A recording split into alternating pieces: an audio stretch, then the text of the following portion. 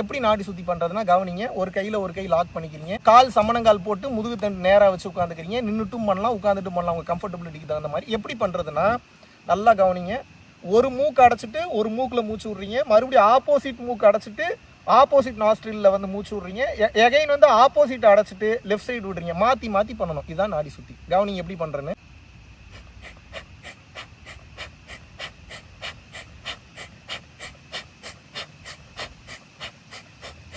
இப்போ நீங்கள் பார்த்தீங்க தெரியுமா, இதுதான் நாடி சுற்றி. 2லேருந்து 3 நிமிஷம் பண்ணிட்டு தான் பயிற்சிக்குள்ளேயே போகணும். ஏன்னா ஒரு மிகப்பெரிய சக்தி வாய்ந்த இடத்துக்கு உள்ளே போகிறதுக்கு முன்னாடி சில கிளென்சிங் ப்ராசஸ், கைகாலெல்லாம் கழுவிட்டு கோயிலுக்குள்ளே போகிறோம்ல, அந்த மாதிரி இந்த உடல் எனும் கோவிலை சுத்தப்படுத்துவதற்காக ஒரு சிம்பிளான பவர்ஃபுல்லான சீக்ரெட் என்னென்னா நாடி சுற்றி.